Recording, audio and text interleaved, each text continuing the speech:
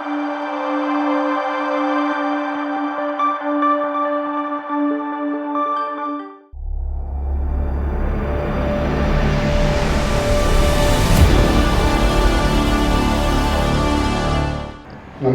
IAC ஆரம்பித்து 2 வருஷம் ஆச்சு.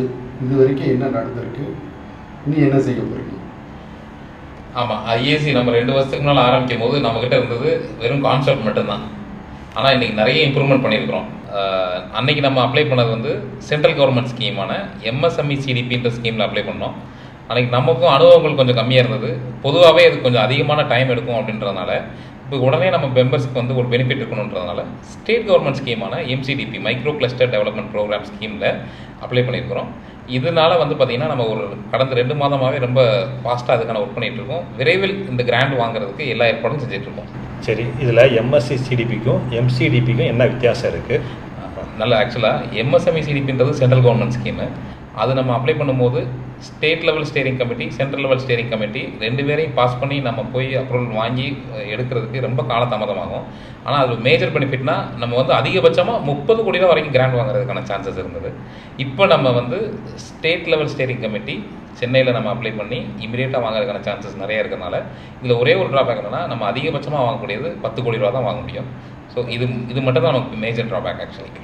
இப்போது ஏற்கனவே நம்ம வந்து 40 கோடி ரூபாய்க்கு ப்ராஜெக்ட் போட்டு வச்சுருந்தோம். இப்போ வந்து நமக்கு வரப்போகிறது வந்து 10 கோடி ரூபா தான். அப்போ நம்மளோட ஸ்கீம்ஸு அந்த ப்ராஜெக்ட்ஸ் எதுவும் அதில் மாற்றங்கள் ஏற்படுதா? சின்ன மாற்றங்கள் இருக்கும் கண்டிப்பாக. ஏன்னா நமக்கு 40லேருந்து 10ன்னு வரும்பொழுது நம்ம இப்போ 12 கோடி ரூபாய்க்கு நம்ம திட்டம் வகுத்துருக்கோம். ஆக்சுவலாக இந்த டிபிஆர் வந்து 12 crore டோட்டல் வருது. இதில் என்ன நமக்கு அப்படின்னா நம்ம ஆர்என்டி பண்ணி ஒரு ஃபுல்லி ஆட்டோமேட் பிளான் பண்ணணும்னு சொல்லிட்டு ஒரு டர்க்கியிலேருந்து சில கம்பெனிஸில் நம்ம டைப் பண்ணி பண்ணுறதா பிளான் பண்ணியிருக்கோம். ஸோ அந்த ஃபண்டு இல்லாதனால நம்ம இப்போதைக்கு வந்து ஒரு செமி ஆட்டோமேட் பிளான்ட் ஒன்று போடுறதுக்கான பிளான் பண்ணியிருக்கோம். பட் ஸ்கீம்ஸில் எந்த மாற்றமும் இருக்காது, அதே ஃபெசிலிட்டிஸ் வரும். பட் ஒரே ஒரு விஷயம் என்னென்னா கம்ப்ளீட் ஆட்டோமேட் பண்ணுறதுக்கு நம்மக்கிட்ட ஃபண்ட் இல்லை. பட் விரைவில் அதுக்கான நடவடிக்கை எல்லாமே எடுக்கப்படும். இப்போ இந்த எம்டிசிபி இதில் பண்ணுறப்ப நமக்கு ஏன் இந்த 2 மாதமாக மாறினதுக்கப்புறம் ஏன் இந்த ஹடல்ஸ், ஏன் நமக்கு என்ன ஹடல்ஸை நம்ம ஃபேஸ் பண்ணிக்கிட்டோம்? இப்போ ஹடல்ஸ்ன்னு பார்த்தோம் அப்படின்னா நம்ம 2 வருஷத்துக்கு முன்னால் நம்ம அப்ளை பண்ணும்போது மாவட்ட கலெக்டர் அவர்கள்ட்ட நம்ம முறையிட்டு கவர்மெண்ட் லேண்டு வந்து நமக்கு வந்து சேங்ஷன் பண்ணி தர சொல்கிறதுக்கு நிறைய விஷயங்கள் செஞ்சு அதுக்கான ஒர்க் பண்ணிக்கிட்டே இருந்தோம். இப்போ உங்களுக்கே தெரியும், கவர்மெண்ட் லேண்ட் வாங்குறதுன்றது ஈஸியான விஷயம் கிடையாது. ஆக்சுவலாக அதுக்கான டாக்குமெண்டேஷன்ஸ் போய்கிட்டே இருக்குது. பட் இருந்தாலும் இப்போ எம்சிடிபி ஸ்கீமில் நம்ம போகும்போது நம்ம ஓனாகவே லேண்டு பர்ச்சேஸ் பண்ணிட்டோம்.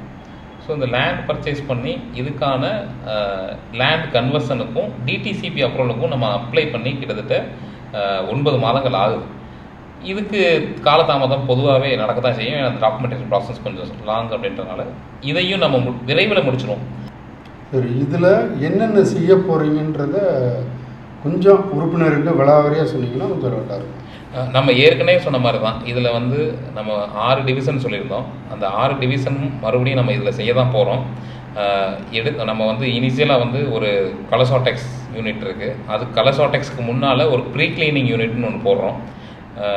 வந்து நம்ம எம்எஸ்எம்இ சிடிபியில் போகும்போது டிஎஸ்கிங் யூனிட்னு சொல்லிட்டு பருப்பு உடைக்கிறதுக்கான பிளான் பண்ணியிருந்தோம். பட் இப்போ நம்ம ஃபண்ட் இல்லைன்றனால ப்ரீ கிளீனிங் ப்ளஸ் சாட்டெக்ஸ் இது 2ம் பிளான் பண்ணியிருக்கோம். இந்த ப்ரீ கிளீனிங்கில் வந்து அவங்களுக்கு தேவையான கிளீனிங் எல்லாம் பண்ணிவிட்டு சாட்டெக்ஸ் பண்ணிவிட்டு இதுக்கு 2ஆவதாக வந்து நம்ம ஏற்கனவே அரவைக்கு பிளான் பண்ணியிருந்த ஏசிஎன்னு சொல்லக்கூடிய ஏர் கிளாசிஃபைங் மில்லிங் அந்த மிஷின் யூஸ் பண்ணி தான் நம்ம வந்து அரைக்க போகிறோம். ஸோ இந்த மிஷின் யூஸ் பண்ணுறதுனால நம்ம நிறைய பெனிஃபிட்ஸ் இருக்குது.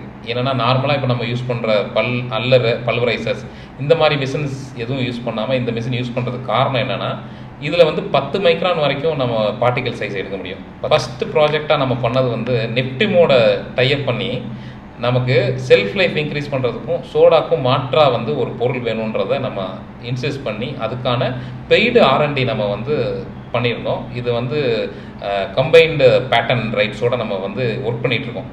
இதில் நம்ம அவங்க சொன்ன சில சஜஷன்ஸ் என்ன அப்படின்னா, அப்பளம் மேனுஃபேக்சரிங்க்கு நமக்கு வந்து 160லேருந்து 170 மைக்ரான் சைஸ் இருந்தால் மட்டும்தான் விரிசல் நல்லாவும் இந்த மாதிரி குவாலிட்டி நல்லாயிருக்கும், செல்ஃப் லைஃப் இன்க்ரீஸ் பண்ண முடியும்னு சில வார்த்தைகள் சொல்லியிருந்தாங்க. இப்போ இதுக்கு நம்மளோட பல்வைசர் அந்த மாதிரி நம்ம ட்ரெடிஷ்னல் மில்லிங் மெத்தட்ஸில் வந்து நமக்கு அந்த ஃபைன் பார்ட்டிகல்ஸ் கிடைக்கிறதுக்கு வாய்ப்புகள் இல்லாமல் இருந்தது. அப்போ அதுக்கு நமக்கு இமீடியட்டாக வேணுன்றது இந்த ஏசிஎம் வேணும் அப்படின்றனால ஏசிஎம் பிளான் பண்ணிட்டோம்.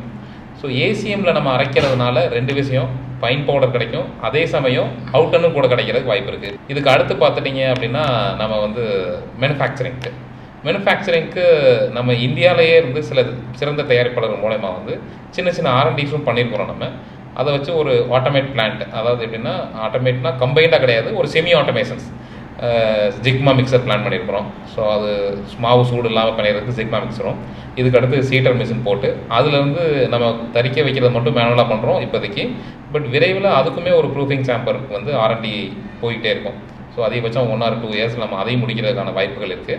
இதை முடிச்சிட்டோம் அப்படின்னா ட்ரையரில் வந்து கம்ப்ளீட்டாக ட்ரை பண்ணிவிட்டு இதுக்கு அடுத்ததாக வந்து பேக்கிங் யூனிட் நம்ம வந்து பிளான் பண்ணபடி அதில் வந்து flow wrap, automatic cartoning machine, எல்சியில் கைண்ட் ஆஃப் மிஷின்ஸு, இது இல்லாமல் நம்ம பேப்பர் ரேப்பர் பேக்கிங் மிஷின்ஸும் நம்ம பிளான் பண்ணியிருக்கிறோம்.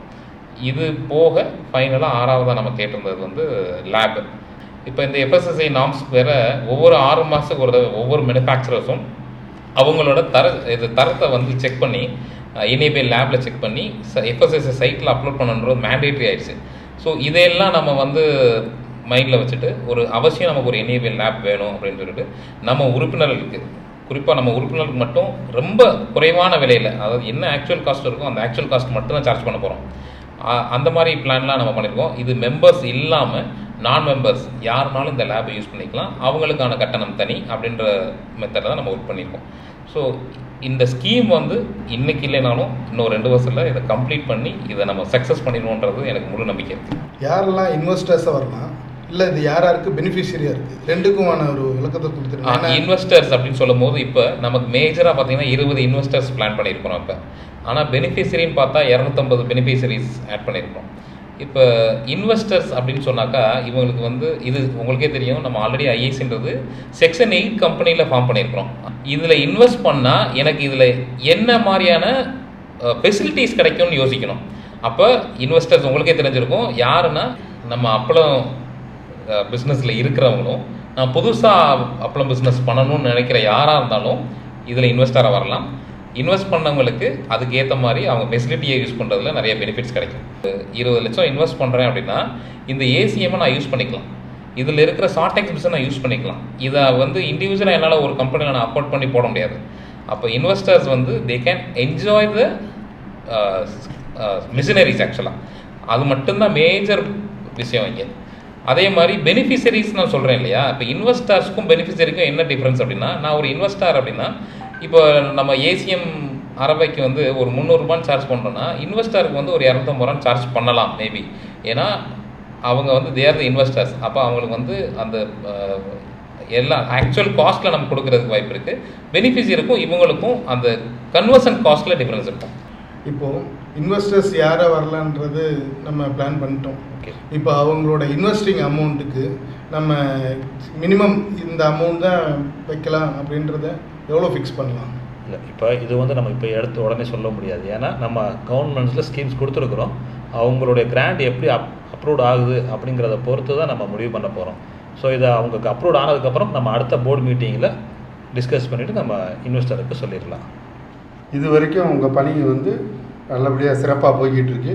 இன்னும் இந்த வேகத்தை அதிகப்படுத்தி நம்ம உறுப்பினர்களுக்கு எவ்வளவு சீக்கிரம் நீங்கள் வந்து கொண்டு செல்கிறீங்களோ அவ்வளோ அளவுக்கு நல்லது என்று நினைக்கிறேன்.